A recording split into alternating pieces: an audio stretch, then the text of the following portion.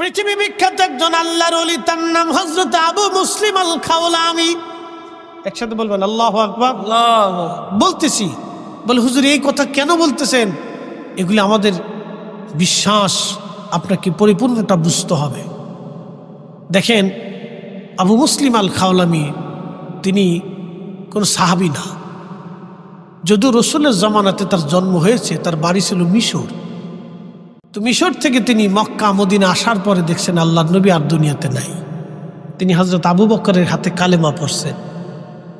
তো হযরত ওমরের আবু বকরের আমলে ওই যে ভণ্ড নবীদের উদ্ভব হয়েছিল না, বিভিন্ন নবী দাবি করছে, যেমন মির্জা গোলাম আহমদ কাদিয়ানি, এই ভারতে এই ব্রিটিশদের এই দালাল, হেতাই কইছিল আমি নবী। এই যে কাদিয়ানি ফেরকাত, এই আহমদিয়া জামাত, তাদের নাম হচ্ছে আহমদিয়া জামাত। শুনতে হবে, বুঝতে হবে, আহমদিয়া জামাত কাদিয়ানি ফেরকা। এই মির্জা গোলাম আহমদ কাদিয়ানি, সে বলল আমি নবী। ওরে ব্রিটিশটা তৈরি করে বলল তুই নবী দাবি কর, তোরে পয়সা করি অর্থ করি যা লাগে আমরা সব দেব। এখনো ব্রিটিশদের কাছ থেকে তাদের অর্থ করি আসে।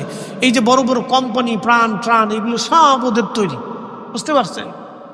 এই মির্জা গোলাম আহমদ কাদিয়ানি বললেন আমি নবী। আল্লাহ বললেন ঠিক আছে, তোমার নবুয়ত দেখাইতেছি। এটাই করছে কি, বাথরুমে ঢুকছে, তো বাথরুম ভাঙ্গে ভিতরে পড়ে গেছে। একসাথে বলবেন আল্লাহু আকবার। এখন 3 দিন পর্যন্ত উম্মতে নবী খুঁজে পায় না। তো নবী নবী নাই। 3 দিন পরে দেখা যায় যে নবী গু খাইয়ে মইরে ভুলে রয়েছে। একসাথে কোন আল্লাহু আকবার। এই কাদিয়ানীদের নবী পায়খানা খাইয়ে বাথরুমের ভিতরে ফুললে এমনি ভরে রয়েছে। দেখে বাথরুমের ভিতরে কাদিয়ানি ফিরে রয়েছে। শাস্তিটা কার? একসাথে বলতো না, কার শাস্তি? যুগে যুগে আল্লাহ রসুলের সাথে খোদাদ্রোহীরা এইভাবে শাস্তি পেয়েছে। খোদাদ্রোহীরা এইভাবে শাস্তি ভোগ করছে। মির্জা গোলাম আহমদ কাদিয়ানির আল্লাহ পায়খানা খাওয়া মেরে ফেলে দিল। নমরুদের আল্লাহ জুতা দিয়ে পিটায় মারল। ফেরাউনরা মার আল্লাহ সুবায়ে সুবায়ে মারল। এইভাবে খোদাদ্রোহী যারা ছিল আল্লাহ তাদেরকে ধ্বংস করে দিয়েছে। আজকে যারা মুসলমানদেরকে হিট করতেছে, ভারতের মুসলমানদেরকে যারা নির্যাতন করতেছে, কয়েকদিন আগেও দেখলাম ভারতের একটা মসজিদ, ওই যে ইসকন যারা আছে বাংলাদেশে দেখবেন ইসকন, এরা উগ্রপন্থী, এরা জঙ্গি গোষ্ঠী, সন্ত্রাসী। এই ভারতের ইসকন এলারা মাঝে মধ্যে কোনো মসজিদকে তারা শহীদ করে দেয়। ওই মসজিদ বাঁচাইতে যায়া 3 জন মুসলমানকে তারা হত্যা করেছে। এরকম হাজার হাজার ভারতের মুসলমানদেরকে তারা মাঝে মধ্যে মেরে ফেলে দেয়, দাঙ্গা হাঙ্গামা সৃষ্টি করে। বাংলাদেশে হিন্দু মুসলমান নিয়ে কোনোদিনও ঝগড়া ফাসাদ ছিল না। আজকে ইসকন নামক উগ্রপন্থী দলটা আমাদের দেশে হিন্দু মুসলমানের বিভেদ তৈরি করার জন্য দাঙ্গা বাঁধানোর চেষ্টা করতেছে। কথা বলেন ঠিক কিনা? সতর্ক থাকতে হবে। আমার জীবনের লাইফে আমি কোনোদিন দেখি নেই যে বাংলাদেশে হিন্দু মুসলমানের দূরত্ব ছিল। হিন্দুরা আমাদের বাজারে ব্যবসা করছে, আমরা তাদের সাথে ব্যবসা করি। গত রমজানে আমি নিজেও হিন্দুর দোকান থেকে মাল কিনে নিয়ে আমি যাকাত দিচ্ছি। তার আগেও দিছি, দাদা আসবেন আমার এলাকাতে। আমি গেলে কেন হিন্দুরা আমার যথেষ্ট সম্মান করে। হিন্দু মুসলমানের আমরা কোনো দূরত্ব দেখি না। ধর্মীয় মত পার্থক্য আছে, কিন্তু ব্যবসা বাণিজ্য, উঠা চলা ফিরা, সামাজিকতা, রাজনীতি আমরা একসাথেই করি। কি কথা কন না কেন? এই ইসকন আইসা হিন্দু মুসলমানের দূরত্ব তৈরি করে দিয়ে সাম্প্রদায়িকতা সৃষ্টি করার চেষ্টা করতেছে। এটা আমরা বাঙালিরা মানব না। কথা কন ঠিক কিনা? আমরা একসাথে মিলেমিশে আছি, এই সারা বছর চলতেছে এইভাবে। এগুলো উগ্রতা। প্রিয় উপস্থিতি, কম মনোযোগ দিবেন। হাজিরিন, আবু মুসলিম আল খাওলামি কালেমা পড়লেন। কালেমা পড়ার পর মুসলিম আল খাওলামিকে হযরত আবু বকর বললেন, যান আপনি ইয়ামান দেশে কালেমার দাওয়াত দেন। আবু মুসলিম আল খাওলামি ইয়ামান দেশে কালেমার দাওয়াত দিতে গেলেন। এই শুনে যান, রাসূল আছে, আল্লাহ আছে, আপনাদেরকে বাস্তব প্রমাণ দিচ্ছি। বাকি কিছু কিনা, এটা হলো বাস্তবতা থেকে প্রমাণ দিচ্ছি যে আল্লাহ এক এবং তার রাসূল এক আছে। এটা বাস্তব প্রমাণ, বুঝতে হবে। প্রিয় উপস্থিতি, মনোযোগ দিবেন। আবু মুসলিম আল খাওলামি রাহমাতুল্লাহ আলাইহি ইয়ামান দেশে কালেমার দাওয়াত দিতে গেলেন। যখন কালেমার দাওয়াত দিতে গেছেন, তখন ইয়ামান দেশে একজন ভণ্ড নবীর উদ্ভব হলো। তিনি বললেন, আমি নবী, আমি নবী। ইয়ামান দেশে এমন কোন সৈন্যবাহিনী ছিল না, এমন শক্তিশালী মুসলিম দল ছিল না যে তাকে প্রতিহত করবে ইয়ামান দেশে। প্রধানমন্ত্রী আসি, একটু তাকবীর, তাকবীর, একটু তাকবীর। হ্যাঁ,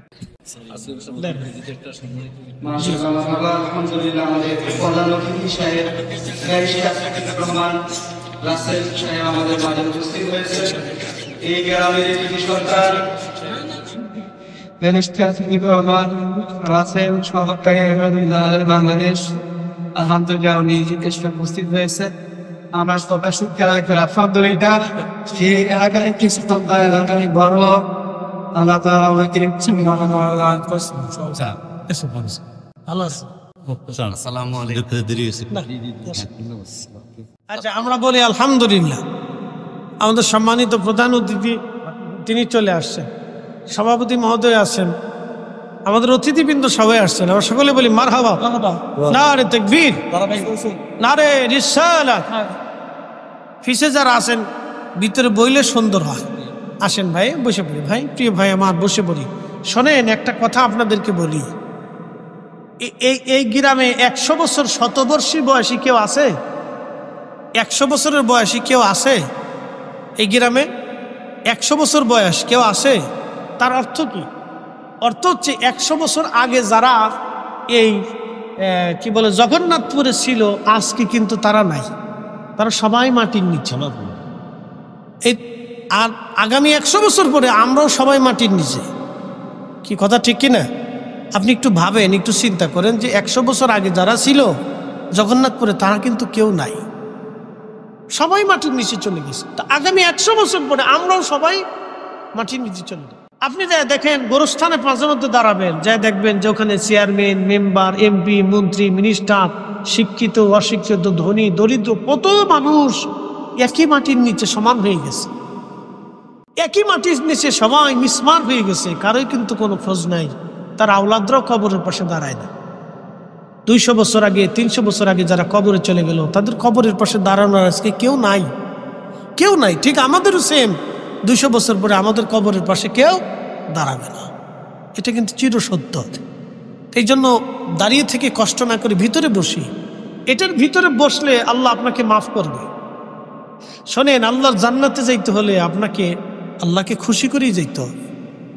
দিন শেষে আমরা কিন্তু সবাই আল্লাহর কাছে চলে যাব, সময় ফিরে যাব আল্লাহর কাছে, কোনো সুযোগ নেই। আমরা দিন শেষে আবার আল্লাহর কাছে চলে যাব, কোনো রাস্তা নাই, বিকল্প কোনো পথ নাই, কোনো পদ্ধতি নেই, কোনো সুযোগ নেই। তাই জন্য আপনাদেরকে বলতেছি, আমরা বসতে হবে। আমি কথা বলতেছি, কথা বলে শেষের দিকে চলে আসছি। শুধু আল্লাহ আছে এটা আমাদেরকে বুঝতে হবে, এবং আল্লাহর নবী সত্য। এই যে আমাদের ধর্ম বিশ্বাস, এই যে আমরা সত্যের উপর প্রতিষ্ঠিত আছি, এটা আপনাকে ইয়াকিন রাখতে হবে। কেন? আমি বাস্তব প্রমাণ আপনাকে দিচ্ছি। তো পৃথিবী বিখ্যাত ওই সেই কঠিন যুদ্ধ চলতেছিল, ভণ্ড নবীদের উদ্ভব, মুসাইলামতুল কাজ্জাব থেকে শুরু করে সারা আরবে তখন বিভিন্ন নবীদের উৎপত্তি হলো। ইহুদিরা, খ্রিস্টানরা নবী বানিয়ে ফেললো। তো মহা মুশকিল মুসলমান, এটা যদি দমন না করা যায় তো মুসলমানদের অস্তিত্ব নিয়ে তখন টান দিয়ে ধরছে। তখন আবু বকর সিদ্দিক রাদিয়াল্লাহু আনহু ছিলেন ত্রাণকর্তা। আল্লাহু আকবার। তখন আবু বকর সিদ্দিক কঠোর হস্তে এই ভণ্ড নবী দমনের জন্য বাহিনীর পর বাহিনী, যুদ্ধের পর যুদ্ধ, সাহাবায়ে কেরামের জীবনের পর জীবন চলে যাচ্ছে। একসাথে বলা যাবে না আল্লাহু আকবার, আল্লাহু আকবার। ইয়ামান দেশে এমন কোন সেনাবাহিনী নাই যে ওই ভণ্ড নবীকে দমন করতে পারে, কিন্তু আল্লাহর নবী সাহাবী হযরত আবু বকর আবু মুসলিম আল খাওলামিকে তিনি পাঠিয়েছেন ইয়ামানে, আপনি যে ইসলাম প্রচার করেন। আবু মুসলিম আল খাওলামি কালেমার দাওয়াত দিচ্ছেন, ভণ্ড নবীর লোকেরা তাকে ধরে নিয়ে চলে গেল, মেরে ফেলে দিবে। আবু মুসলিম আল খাওলামি ডাক দিয়ে বলতেছে, হে ভণ্ড নবীর লোকেরা, তোমরা তো আমাকে মেরে ফেলে দিবা, হত্যা করবা, তোমাদেরকে প্রতিহত করার কোনো সেনাবাহিনী ইয়ামান দেশে নাই। এই মুহূর্তে আমাদের অস্ত্রের সামরিক কোনো শক্তি নাই তোমাদের সাথে প্রতিহত করার, কিন্তু তোমরা আমাকে ধরে নিয়ে আসছো, মেরে ফেলবা। তখন তারা মারার জন্য আগুন জ্বালাইলো, মাটি খনন করে ওর ভিতরে খড়ি লাকড়ি টাকড়ি দিয়ে আগুন জ্বালাইয়া তারা আগুনের মধ্যে ছেড়ে দিবে। আবু মুসলিম ডাক দিয়ে বলতেছে, বন্ড নবীর লোকেরা তোমরা শোনো, আমার আল্লাহ এক, আমার রাসূল আখিরি নবী, আমি আবু মুসলিম আল খাওলাবি বিশ্বাসী, আমার দেশে কালেমার দাওয়াত দিতে এসেছি। হে ভণ্ড নবীর লোকেরা তোমরা শোনো, তোমাদের নবী যদি মিথ্যা হয়, তোমাদের নবী যদি সত্য হয়, তাহলে আমি আবু মুসলিম আগুনের মধ্যে পুড়ে যাব। আর আমার নবী যদি সত্য হয়, তাহলে আবু মুসলিম আগুনে আমাকে পোড়াবে না। একসাথে বলেন আল্লাহু আকবার। না না, হাত উঁচু করে জোরে জবান খুলে শক্তি দিয়ে বলেন আল্লাহু আকবার। দিন আছে, ইসলাম আছে, আল্লাহ আসেনি।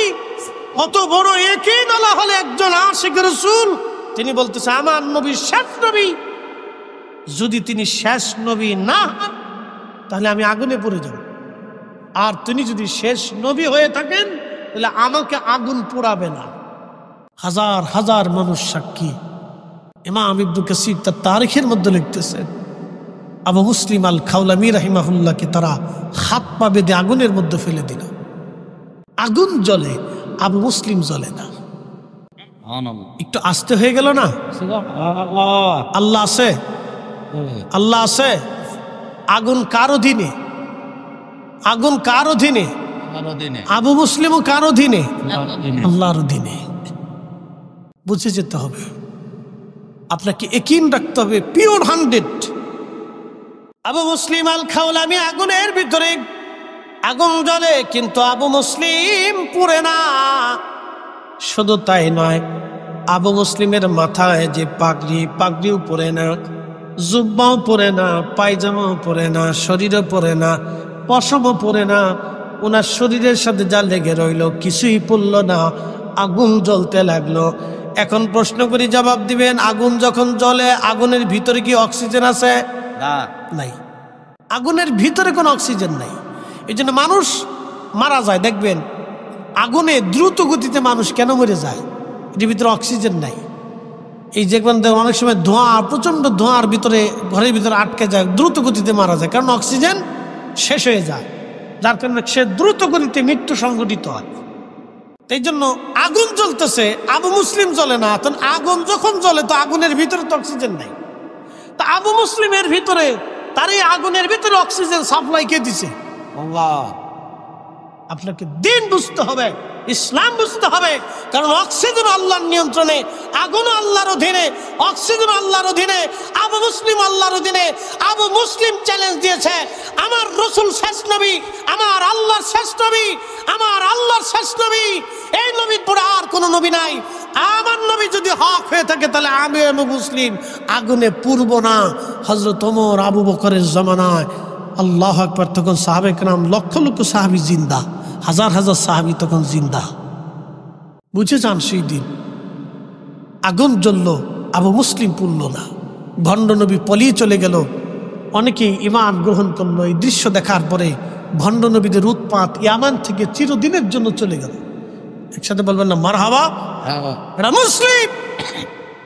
আবু মুসলিম আল খাওলামি তিনি আগুন থেকে বেরিয়ে আসলেন।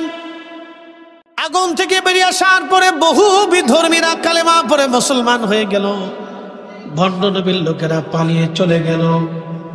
আবু মুসলিম আল খাওলামি শুধু ইয়ামান থেকে মদিনার দিকে রওনা হয়ে গেলেন। হযরত ওমর ইয়ামান এবং মদিনার রাস্তার পাশে দাঁড়িয়ে থাকেন দিনের পর দিন। আবু মুসলিম আসবে, আমি আবু মুসলিমকে রিসিভ করব, কারণ আবু মুসলিম হলো এই উম্মতের ইব্রাহিম। আল্লাহ। হযরত ওমর পথের পাশে দাঁড়ানো, দিন গুনতেছে, কবে আসে কবে আসে। সকাল থেকে সন্ধ্যা দাঁড়িয়ে থাকেন, প্রত্যেক দিন দাঁড়ায় আছেন আবু মুসলিম আল খাওলামি আসবে। এই উম্মতের ইব্রাহিমকে আমি ওমর দুই নজর দিয়ে দেখতে চাই। আগুন জ্বলল কিন্তু আবু মুসলিম পুড়ে না। হাজিরিন, কুরআনে আল্লাহ বলে দিলেন, আল্লাযীনা আমানু ওয়া কানু ইয়াত্তাকুনা লাহুমুল বুশরা ফিল হায়াতিদ দুনিয়া ওয়া ফিল আখিরাত।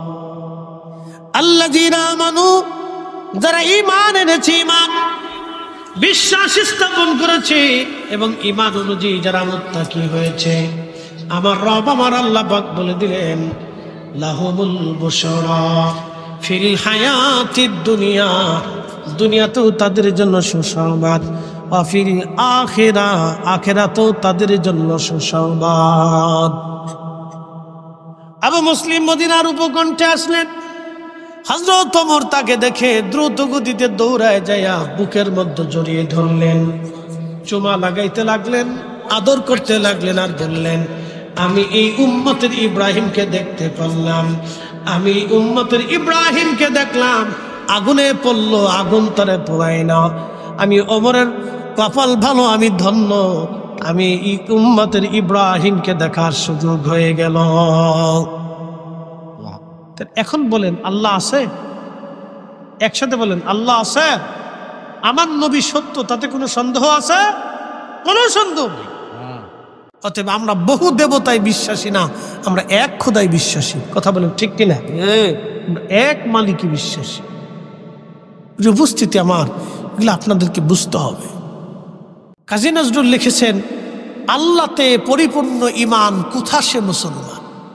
আল্লাহতে পরিপূর্ণ ঈমান কোথা সে মুসলমান।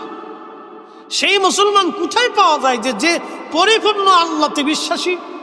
তাহলে আবু মুসলিম আল খাওলামির অন্তরে কি পরিমাণে আল্লাহর প্রতি ইয়াকিন এবং তার রাসূলের প্রতি ইয়াকিন থাকলে একজন ব্যক্তি আগুনের ভিতর ঝাঁপিয়ে পড়তে পারে। এই জন্য আমাদের ঈমানকে খুব দৃঢ় করতে হবে, মজবুত করতে হবে। আমি তো আসলে দূরে আর একটা প্রোগ্রাম, একবারে মতলবের উত্তরের শেষ কোনায়, তো যার কারণে আমাদের মাননীয় প্রধান সম্মানিত সভাপতি মহোদয় স্যারে আমার বলছিলেন যে হুজুর এশার পরে ধরেন। তাই আমি বললাম যে স্যার এশার পরে যদি ধরি তো সময় থাকবে 40-45 মিনিট। আমি উঠলাম,